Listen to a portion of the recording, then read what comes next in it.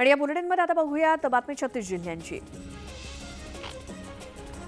राज्यात पुढील 48 तासात विविध भागात मुसळधार पाऊस पडण्याची शक्यता आहे। मुंबई आणि ठाणे जिल्ह्यात सुद्धा जोरदार पावसाची हजेरी असेल। मुंबई, ठाणे, पालघर, रायगड, रत्नागिरी आणि सिंधुदुर्गाला येलो अलर्ट जारी केला आहे। नैऋत्य मोसमी वाऱ्यांनी विदर्भातील अमरावती आणि चंद्रपूरच्या भागापर्यंत धाव घेतली आहे। मान्सूननं कोकण, मराठवाडा आणि मध्य महाराष्ट्राच्या बहुतांश भागात मजल मारली आहे, तर मान्सूनची चाल मंदावली असून आता वाऱ्यांच्या प्रगतीसाठी आणखी 4 ते 5 दिवस वाट बघावी लागणार आहे। विदर्भात जोरदार पावसाचा इशारा देण्यात आला असून अनेक जिल्ह्यांना येलो अलर्ट जारी केला आहे। तुरळक ठिकाणी विजांच्या कडकडाटासह सोसाट्याच्या वाऱ्यासह पाऊस पडण्याची शक्यता आहे। यावेळी 30 ते 40 किलोमीटर प्रति तास वेगानं वादळी वारा वाहण्याचा अंदाज देखील वर्तवण्यात आला आहे। मुंबईत गेल्या 24 तासात अनेक ठिकाणी हलक्या पावसाची नोंद झाली आहे, तर आज देखील मुंबई शहर आणि उपनगरात मेघगर्जनेसह हलका ते मध्यम पावसाची शक्यता आहे। यंदाच्या पावसाळ्यात राज्यातील 483 गावांवरती दरड कोसळण्याचा धोका असून धोकादायक दरडींची ठिकाणं सरकारनं संबंधित जिल्हा प्रशासनाला कळवली आहेत। त्यानुसार रायगड, रत्नागिरी, पुणे आणि कोल्हापूर जिल्ह्यातील अनेक गावांना दरड कोसळण्याचा सर्वाधिक धोका आहे। जिल्हा प्रशासनानं काळजी घ्यावी असे आदेश मुख्यमंत्री एकनाथ शिंदे यांनी दिले। अमरावती जिल्ह्यातील 482 गावांना नदीला नाल्यांचा पुराचा धोका आहे। तसंच गेल्या 5 वर्षात पुरामुळे जिल्ह्यातील 66 जणांचे बळी गेलेत। त्यामुळे यंदा नदी नाल्यांना पूर आल्यास जीवितहानी होऊ नये यासाठी प्रशासनाकडून उपाययोजना सुरू आहेत। मुंबईला पाणीपुरवठा करणाऱ्या भातसा धरणाची पाणी पातळी खालावली आहे। या धरणात अवघा 22% पाणीसाठा शिल्लक आहे। येत्या 8 दिवसात पुरेसा पाऊस न झाल्यास मुंबईकरांवरती पाणी कपातीचं संकट ओढावेल। मध्य रेल्वे मार्गावरती अभियांत्रिकी आणि देखभालीची कामं करण्यासाठी आज सकाळी 11:05 ते दुपारी 3:05 या वेळेत मेगा ब्लॉक असेल। माटुंगा आणि मुलुंड स्थानकादरम्यान अप आणि डाऊन जलद मार्गावर ब्लॉक असून अप आणि डाऊन हार्बर मार्गावर कुर्ला आणि वाशी स्थानकादरम्यान सकाळी 11:10 ते दुपारी 4:10 ब्लॉक असणार आहे। ब्लॉक कालावधीत सीएसएमटी ते कुर्ला आणि पनवेल ते वाशी दरम्यान विशेष उपनगरीय गाड्या चालवल्या जातील। अभियांत्रिकी, तंत्रज्ञान, कृषी आणि औषध निर्मितीशास्त्र अभ्यासक्रम प्रवेशासाठी राज्य सामायिक प्रवेश परीक्षा कक्षातर्फे घेण्यात आलेल्या MHT-CET निकालाची तारीख अखेर ठरली आहे। या परीक्षेचा निकाल आज संध्याकाळी 6 वाजता ऑनलाईन जाहीर करण्यात येणार आहे। जम्मू काश्मीर संदर्भात आज महत्त्वपूर्ण बैठक पार पडणार आहे। केंद्रीय गृहमंत्री अमित शहांनी ही बैठक बोलावली असून या बैठकीला राष्ट्रीय सुरक्षा सल्लागार अजित डोभाल आणि उपराज्यपाल मनोज सिन्हा उपस्थित राहणार आहेत। लोकसभेच्या अधिवेशनात मोदी सरकार आर्टिफिशियल इंटेलिजन्ससह तयार केलेल्या डीपफेक व्हिडिओ आणि फोटोंवरती लक्ष ठेवण्यासाठी डिजिटल इंडिया विधेयक आणण्याच्या तयारीत आहे। सरकारनं आणलेल्या या विधेयकात आर्टिफिशियल इंटेलिजन्सचा अधिक चांगल्या पद्धतीनं वापर करण्यावर भर दिला जाणार आहे। त्यामुळे YouTube आणि फेसबुकचं नियमन करण्यासाठी कायदा देखील आणला जाण्याची शक्यता आहे।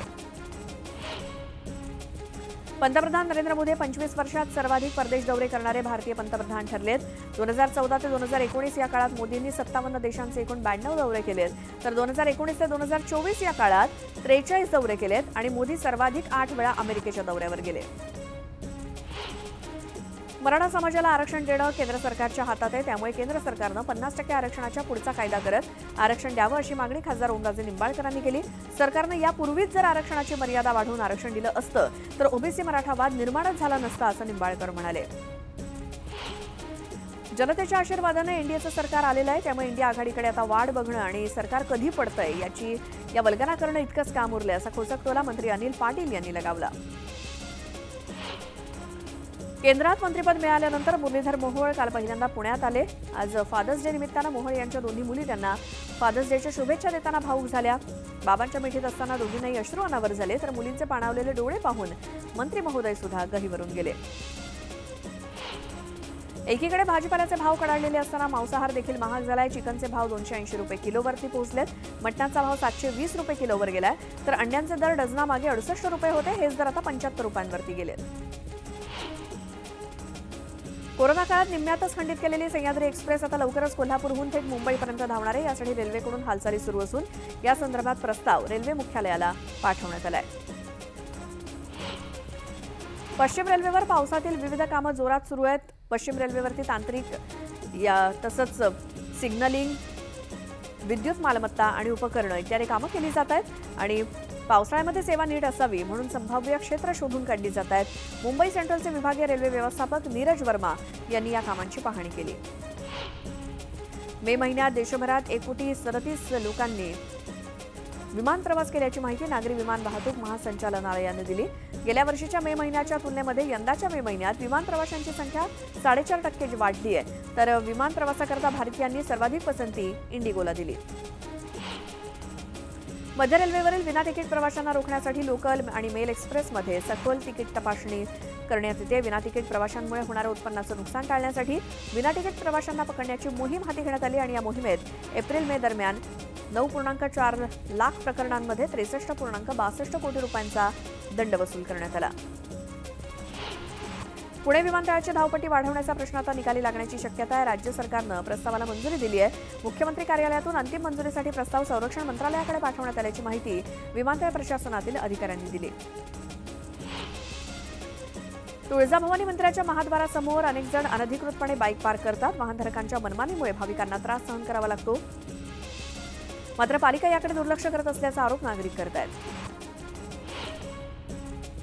तुळजाभवानी मातेचा मौल्यवान अलंकार चोरी प्रकरणी फरार आरोपी महंत चिलोजी बुवा याला अटक करा, अन्यथा आंदोलन करू असा इशारा पुजारी मंडळाचे माजी अध्यक्ष किशोर गंगणे यांनी दिलाय। एसआयटी नेमून सुद्धा महंत सापडत नसल्यामुळे या प्रकरणाचा तपास रखडलाय, त्यामुळे संताप व्यक्त केला जातोय।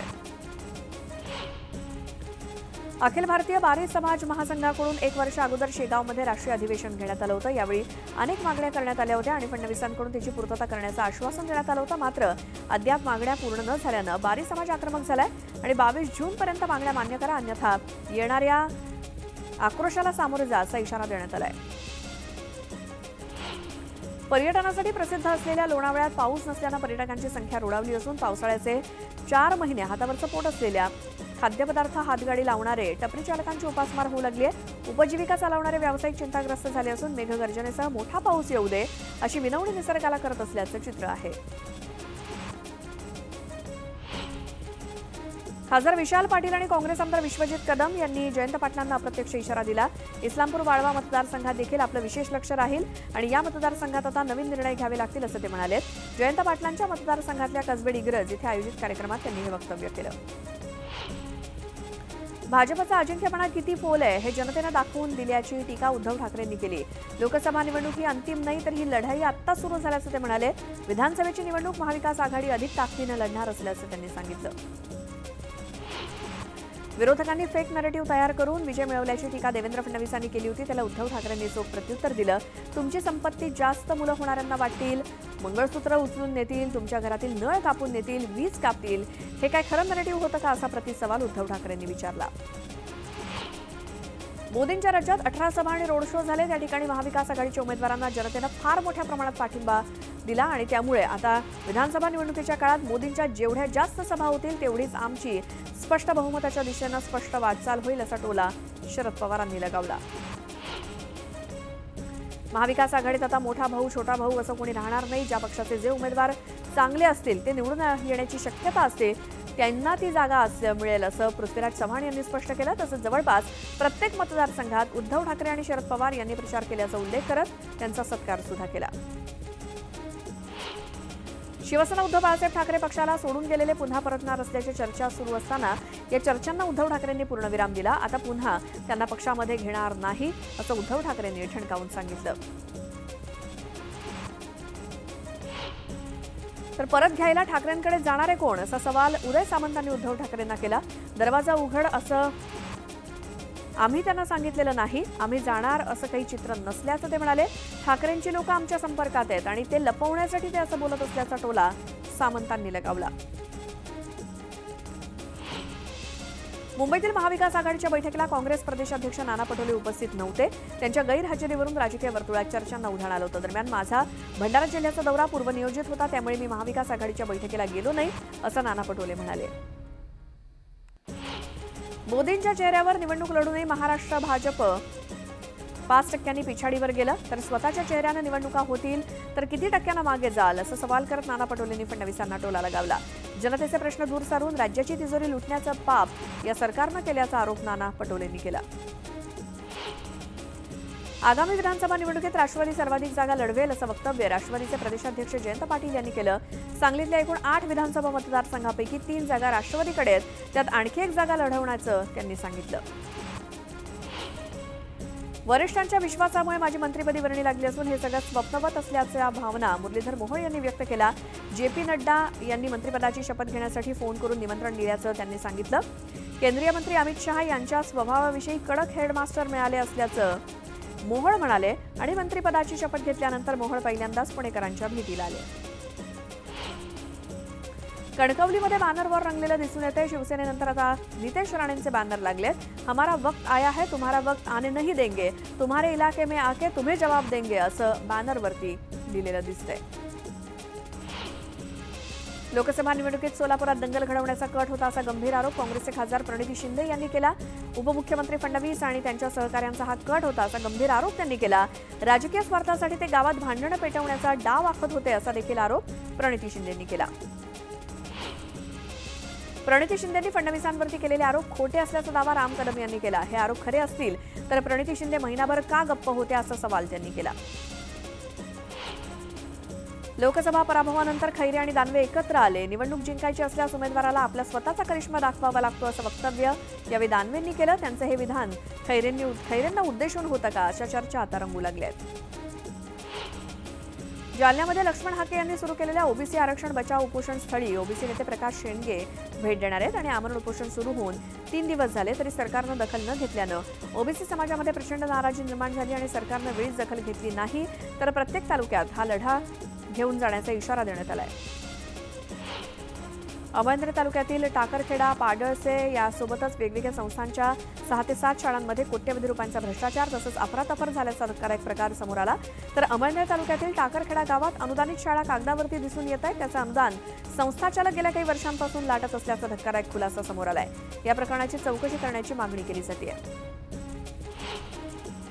बकरी ईद निमित्तानं नाशिकमध्ये मजुरी करणारे 2 जण घरी जात असताना त्यांच्यावर काळानं खाला घातला। समोरून येणाऱ्या भरधाव डंपरनं दुचाकीला धडक दिल्यानं त्यात एकाचा मृत्यू झालाय तर दुसरा गंभीर जखमी झाला। ईद निमित्तानं घरी पोहोचण्यापूर्वी झालेल्या भीषण अपघातात मुलाचा मृत्यू झाल्यानं लोहारी गावात हळहळ व्यक्त होतीये।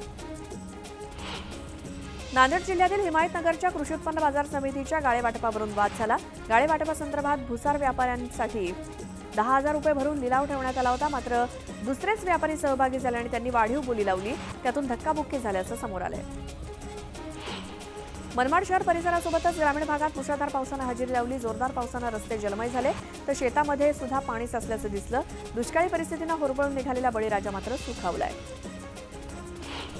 परभणीच्या जिंतूर तालुक्यातील सावंगी भांबळे या परिसरात जोरदार पाऊस झाला। जिंतूर बांबडी दरम्यान असलेला अंगलगाव जवळच्या ओढ्याला पूर आला असून पाणी पुलावरून वाहत असल्यानं तब्बल तासभर वाहतूक ठप्प झाली होती। हिंगोली जिल्ह्याच्या औंढा नागनाथ तालुक्यात जोरदार पाऊस झाला आणि पावसामुळे रामेश्वर गावाजवळच्या ओढ्याला पूर आला। या पुरामुळे ओढ्यावरील पर्यायी पूल वाहून गेला। त्यामुळे औंढा नागनाथ ते जिंतूर या महामार्गावरची वाहतूक ठप्प झाली आणि ओढ्याच्या वरच्या भागातील जिंतूर तालुक्यात मोठा पाऊस झाल्यानं रामेश्वर गावाजवळच्या ओढ्याला मोठा पूर आलाय। सोलापूर शहर आणि जिल्ह्यामध्ये 2 दिवसांच्या विश्रांतीनंतर दमदार पाऊस झाला। अचानक आलेल्या पावसानं नागरिकांची तारांबळ उडाली असून बळीराजा सुखावलाय। भुसावळ तालुक्यातील वरणगाव परिसरात जोरदार पावसानं हजेरी लावली। पावसाळा सुरू झाल्यानंतरही तालुक्यात 40°C वरती तापमान पोहोचलं होतं। त्यामुळे या पावसानं नागरिकांची उकाड्यापासून सुटका केली। वाशिमच्या मंगरुळपीर तालुक्यातील गिंभा, मोहरी, बेलखेड या परिसरात वादळी वाऱ्यासह ढगफुटी सदृश पाऊस झाला। त्यामुळे शेतीचं प्रचंड नुकसान झालं असून शेतात पेरणी झालेल्या बियाण्यासहित माती सुद्धा वाहून गेली आहे। त्यामुळे तत्काळ पंचनामे करून मदतीची मागणी शेतकऱ्यांनी केली। आणि आता एक सविस्तर बातमी आहे। लोकसभा निवडणुकीमध्ये भाजपची मोठी पीछेहाट झाली। अनेक दिग्गजांना मतदारांनी घरचा रस्ता दाखवला पण अयोध्येतील पराभव भाजपच्या चांगला जिव्हारी लागलाय। अयोध्येतील ज्या राम मंदिराच्या मुद्द्यावरती भाजपच्या राजकारणाचा पाया आहे त्याच अयोध्यावासियांनी लोकसभा निवडणुकीमध्ये भाजपला साफ नाकारलं तर विरोधकांच्या हाती हे ब्रह्मास्त्र लागलंय आणि आता याच पराभवावरून विरोधकांकडून भाजपला वारंवार डिवसलं जातंय आणि राज्यातील महाविकास आघाडीचे नेते सुद्धा यात मागे नाहीत। नाशिकच्या सभेत मी म्हटलं होतं की आम्हाला भाजपा मुक्त राम पाहिजे। तो भाजपा मुक्त राम अयोध्यावासियांनी आणि उत्तर प्रदेश जिथे जिथे प्रभू रामचंद्राचं वास्तव्य होतं तिथे तिथे भाजपाने सपाटून मार खाल्लेला आहे। म्हणजे आता भाजप मुक्त राम झालेलं आहे।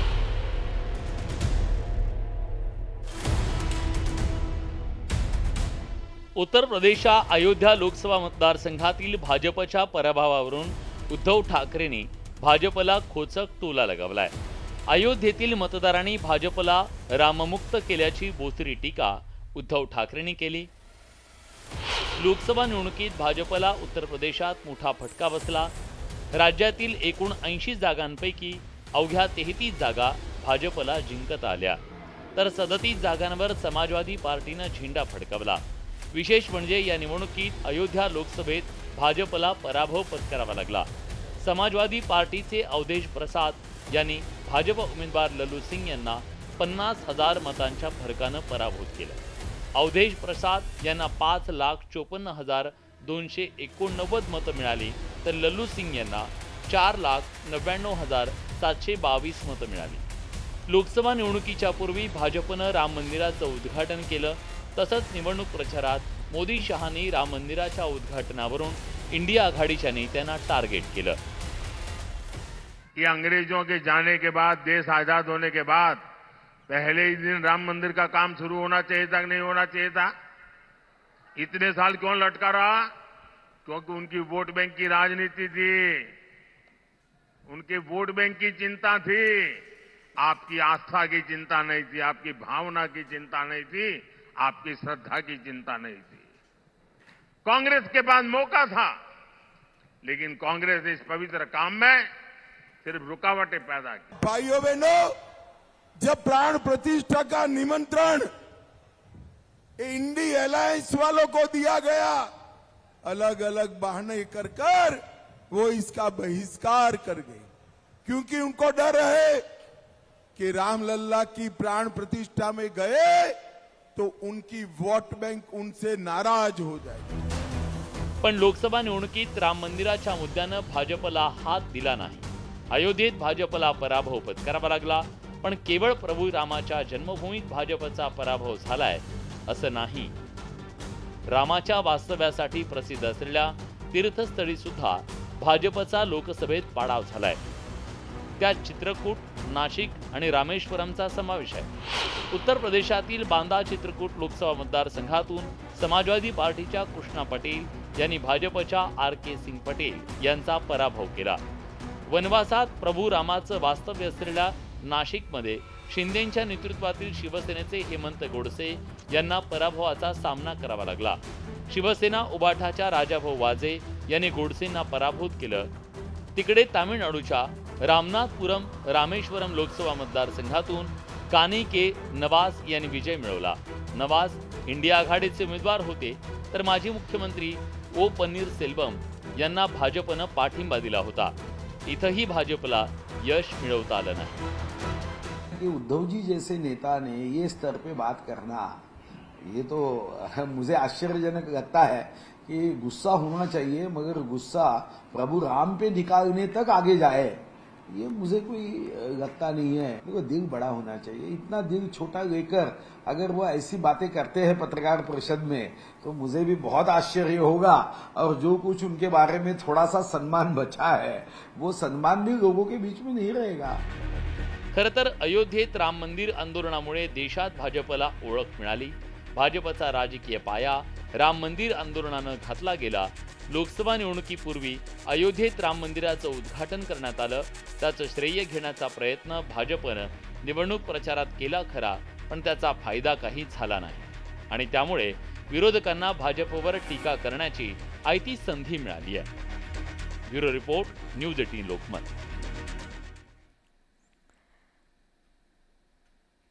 आणि बातमीसोबतच वेळ झाली आहे या बुलेटिनमध्ये एका छोट्याशा ब्रेकची।